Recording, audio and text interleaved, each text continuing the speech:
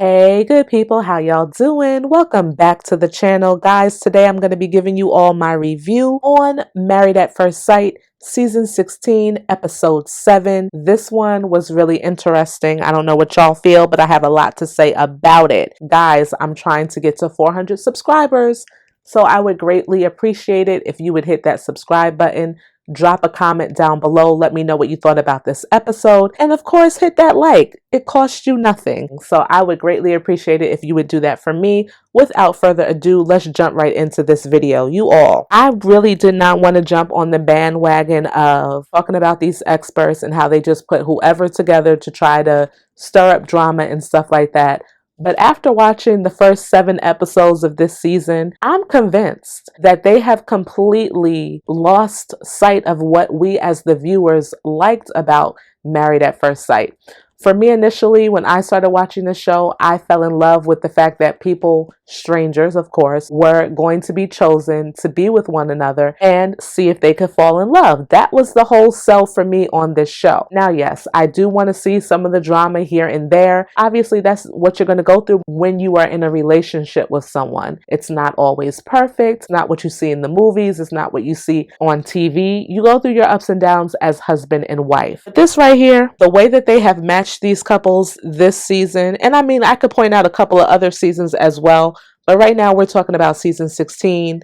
Aris and Jasmine, somebody who has never been in love before, someone who just prior to coming on the show had sexual relations with someone 2 weeks before they found him a match. Why would y'all think he was a good match for someone like Jasmine, who clearly is wife material, wants to be a wife, and wants to love someone and receive love in return? Why are y'all doing this to this poor woman? Really? Let's talk about Clint and Gina. It is very clear and evident that Gina is only concerned about Gina and her salon. I know a lot of people initially were coming after Clint, but if you guys can't see that this man really did come on this show because he wanted to find love, that's what it was for him. He's not joking. When he says what he says, he means what he's saying. He is not Mitch from last year or anybody else that you want to try to sit here and compare him to. Kirsten over here had some guy made up in her mind that she thought she was marrying, but it definitely was not Shaq. Dominique and McKinley, I mean, both of them, really.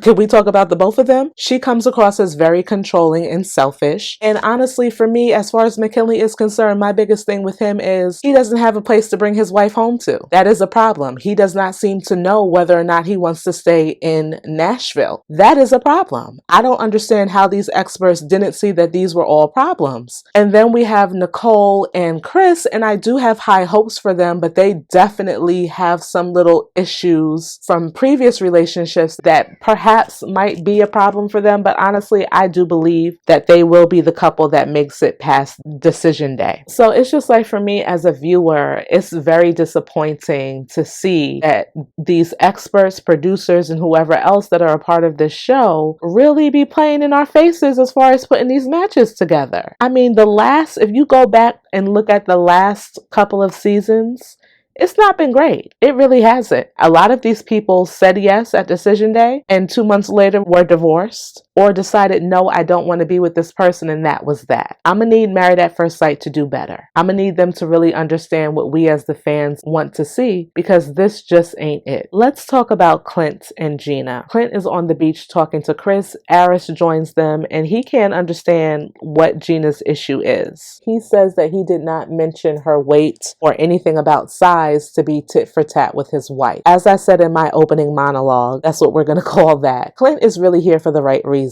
I truly believe that. When he made that comment, I don't believe that he made it to shame Gina, but I do believe that he was kind of trying to be a little spiteful. Now, we do know that Gina has had a little issue with how she perceives herself weight-wise, because she said as much in the earlier episodes when we were getting to know her. So there is something there with her. Aris kind of touched on it a little bit when he told Clint maybe she has some insecurities about herself that you don't know about. That is clearly a good point and something for Clint to consider.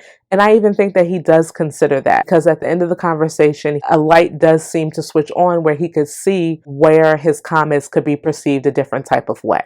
We find out that Clint did apologize to Gina. Gina seems to have accepted Clint's apology for now. We will see how that plays out because I'm not totally convinced that she is really okay with Clint. I'm just not. Her reaction the last episode, it just seemed to be over the top and almost as if she's looking for a way to kind of validate not wanting to be in the marriage with him. One thing about Aris that I've learned in this episode is he will say one thing obviously to the guys, and then when everybody is together as a group, he's given a whole nother opinion, which it's like, sir, stop switching up. Say what you said and mean what you said. You can't say one thing to one group and then when you get in front of another group, you say something totally different. So the couples all get together to have dinner. Gina tells the group that Clint has apologized. He gets up there and says his little speech. Nowhere in the speech, and I was waiting, I rewinded it just to make sure I didn't miss it. He did not apologize to anyone there, nor did he reiterate his apology to Gina in front of the group. And I don't think he really had to. Listen, he said what he had to say to his wife behind closed doors. The reality of the situation is the rest of the ladies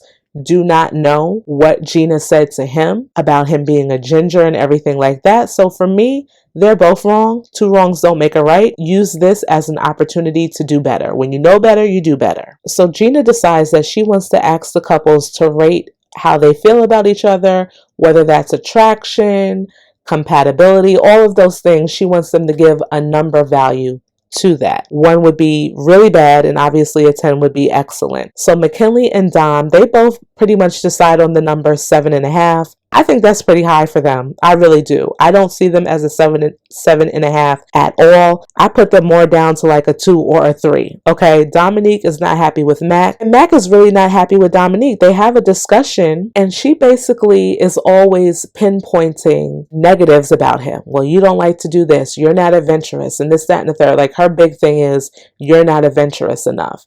And he's saying to her, well, that's just not who I am. Girl, he's absolutely right. You either take the man for who he is or you keep it moving. Like, I don't know what it is with these people. And I've said this in reviews before. What is the matter with these people that they feel like they're going to be matched with exactly the type of person that they imagine themselves to be with? From the way that that person looks, to their personality, to their family and all of that. No, that's not how it works.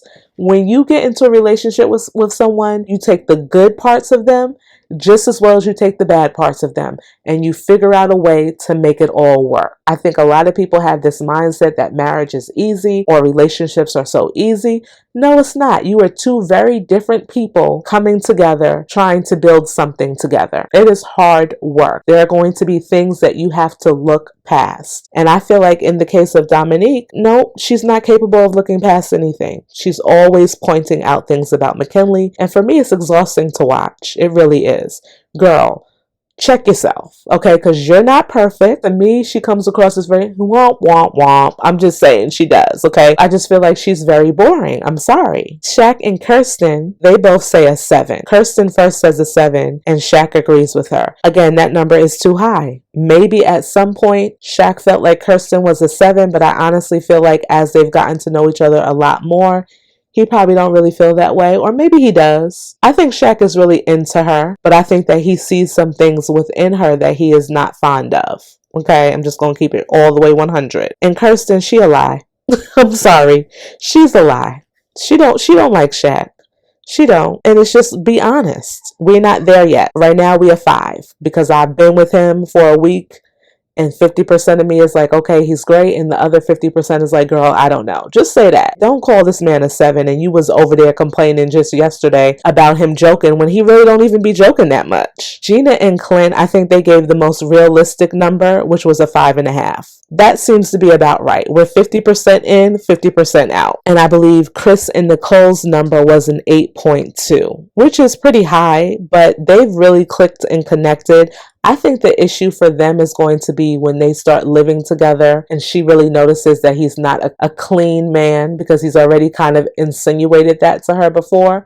Once she really starts to see that, I think that she's going to be completely grossed out by him. And that might be where they start to kind of crack a little bit, if there is going to be a crack in their relationship. But I do believe if they work together, they can get past that. Chris, you need to clean up after yourself. Simple as that. And then there's Aris and Jasmine, and they both say 7.5. Now, they showed the flashback when Aris was with the guys, and I believe he rated Jasmine either a 3 or a 4. So where he's coming up with a 7, I don't know. And I'm looking at Jasmine kind of cross-eyed too, because it's like, girl, I have not seen 7.5 coming out of Aris. I really have not. Maybe there's some things obviously that they have done or conversations that they've had that we have not seen. But even for him to have a 7.5 based upon what we have seen, try again. That's not it. And while we on the topic of Aris, let's talk about Aris and Jasmine. He says that he feels guilty for not showing her as much interest as she has been showing him. He does admit to being attracted to her, but just not on the same level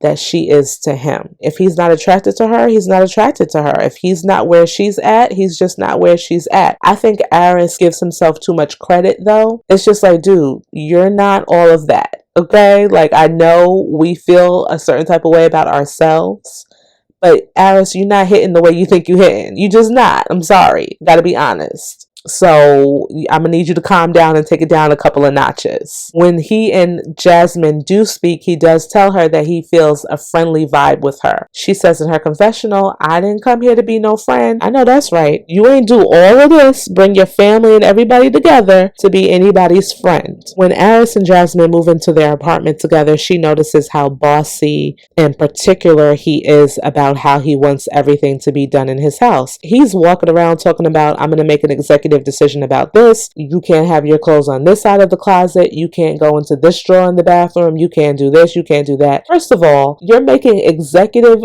decisions. So does that mean that she's under you and you're above her? No. You guys are equal, honey. Okay, like there's no you're superior to me, and like, no. I know a lot of people want to say, oh well, he's an only child. I don't think that has anything to do with him being an only child. I just feel like Aris is very controlling. Obviously, he's never lived with someone before, so he thinks things are supposed to be done the way that he wants them to be done. Again, when you're in a relationship with someone, it's all about compromise. So he's going to need to work on that for sure. I'm going to need Jasmine to speak up and start putting down her stipulations as well. Because what I see from the two of them is that he's taking her kindness as a weakness. He's expecting her to cater to his every need. And where does she fit into the equation with all of that? That's going to be a big problem down the line. So I'm going to need her to start speaking up. I really am. Now, when they went to his house, I will say Aris's house was immaculate. His house was really, really nice. I have to give it to him. He knows how to keep a nice looking house. But I'm also looking at his house like, well, how does Jasmine fit into this situation? He does tell her that once they finish this whole thing, they can find a place together and whatever. But we all know good and well, Aris is going to go right back to his house, and Jasmine and her dogs are going to be back over at her house, because I just don't feel like they're going to make it till the end. And if you guys watch the after show, I think when you look at someone like Jasmine, what you see is what you get. She doesn't fake the funk, if you will. When she's not happy about something, it's written all over her face. So every time Keisha is talking to her about their relationship, meaning her and Aris's, she just has a certain demeanor that lets me know it didn't work out for them. Let me know if you guys picked up on that as well. Let's talk about McKinley and Dominique. McKinley has now apologized to Dominique at least 3 times for not being as adventurous as she would like for him to be. I think it's ridiculous. I think you have to be who you are. And if that person can accept you for who you are, then that person is not the person for you. And that's okay. The fact that he's putting in the effort to show up and be present and do the activities, even though there's some complaining here and there, I think that's okay. I think you should be grateful for that. McKinley tells her that he feels as if he's given her the benefit of the doubt and does not feel like she is doing the same for him. And in his confessional, he felt like initially, they were really comfortable with one another, but now things are starting to get really awkward. Dominique comes up with some lame excuse talking about, well, in Nashville, dating men there, it's made her kind of hard and stuff like that. So I guess what she's trying to say is that she's going to calm down a little bit, but I don't see that happening. When they return back from the honeymoon, of course, she goes to see where he lives at. And if you guys don't know, Mac is living in the basement of his friend's parents' home. Nothing in that basement aside from his clothes belong to him. I think that's a problem. I'm sorry, because I can understand where Dominique is coming from when she feels like he's not really settled. I think that's a fair argument that she has. I also feel like because she has been so negative about what he does and doesn't like, or what he does and isn't doing, that it kind of takes away from her point in regards to his living situation. But to me, she's 100% correct. Being that apparently he moved from another state back to Michigan and then from Michigan to Nashville, it seems like he really doesn't know where he wants to where he wants to settle down at. And when you're talking about being married to someone, of course, if we're living in the same state and we got married here and we met each other here, or whatever the situation is, my thought would be, okay, we're going to stay here. But obviously she's not sure where this man is going to wind up. And again, I completely understand where she's coming from. She does tell him in the car, I'm not ready, like I'm not leaving Nashville. In not so many words, that's what she said to him. It's not happening. I think Mac also tried to use some excuse that he was apprehensive about signing a lease for an apartment in Nashville. And she said to him, well, can't you understand where I'm coming from? If you were apprehensive about signing a lease, how could you just jump into getting married to someone? And that was something that she said that honestly, there was nothing Matt could say to defend himself on that. He just had to say, you know what, you're right. And that was it. Like, what else could the man say? Let's talk about Nicole and Chris. So when they're still in Jamaica, he's outside bawling his eyes out. I literally thought that somebody passed away or something happened to one of his dogs. Those are the only two things that would make a man, in my opinion, make someone like him cry like that. And sure enough, it had to do with the dogs, but the dogs are not dead. The new apartment that they have on the show, they can only have 2 dogs there. Now, between Nicole and Chris, they have a total of 3 dogs. He has 2 and she has 1. I have to give Nicole her kudos because she was trying to calm him down and let him know it's going to be all right. And I thought that she was very helpful in this uneasy situation. I really thought that she really did her best to assure him that everything was going to be all right. She was like, I don't know the answers to tell you. I don't have an answer, but what I can tell you is that we're going to work this out together and it's going to be okay. So I appreciate the fact that she was very calming and reassuring to him. He definitely needed to hear that in the moment. She does at one point call her father and asks her dad if he would take her dog so that his 2 dogs could be in the apartment with her. Dad says that's fine. The dog can come with me to my house or whatever, and that's fine. Now, initially when I saw this, I was like, oh no, this could be a big problem. Her just saying, okay, my dog can go stay with my dad and your 2 dogs could stay with us. Because I feel like, especially after watching last season with, can't even think of the girl's name. Tree was his nickname. And I can't think of that girl's name, but y'all know who I'm talking about. In last year, they had a dog, and his dog Maya, whatever his dog's name is, kind of snapped at her dog Newton. Y'all know who I'm talking about. Y'all saw what happened there, where it was kind of like she threw it in his face a little bit. I hope that's not going to be Chris's and Nicole's situation. And I also felt like, why can't their dogs just rotate? And it's not like Chris can't have one of his friends or his family members watch the dog or even put the dog in a daycare or whatever the situation is. Like, to me, I feel like if you're going to be married to a stranger, if you're going to be married in general, you're going to have to make sacrifices. And I'm sorry, maybe one of your animals is one of them. So I said all of that to say that was my initial thoughts about this whole dog arrangement that she had come up with. But when they do finally get to their apartment, she lets us know that they will kind of be rotating their dogs. So I thought that was really good because nobody can feel any type of way. As far as Shaq and Kirsten are concerned, really in this episode, there wasn't much going on between the 2 of them. Kirsten is talking about trying to make Shaq feel a little bit more comfortable with her and her with him. I don't really know what's going to happen with the 2 of them because I don't really trust her. I don't. I think that she tries to make things be more than what they are with Shaq. That whole he jokes too much, it still rubs me the wrong way because I just don't see it. Of course, obviously, they're only giving us a little taste of what these people are doing on the show. But based on what we've seen, I don't see it. And I don't understand what her issue is. I think she always has something to say about Shaq, just like Dominique always has something to say about McKinley. So really, guys, that's all I got this episode. It really wasn't much going on. I'm happy that the couples are now back home so we can see how they kind of get acclimated to being together and living in an apartment. We already see, like I mentioned earlier, it's not looking good for Aris and Jasmine whatsoever. I really feel bad for her. I'm hoping that, Jasmine has a strong family. So maybe they're going to get her together about this. But yeah, other than that, that's pretty much what I have in this episode. Y'all let me know what y'all feel, and I will see you in my next episode. Bye-bye.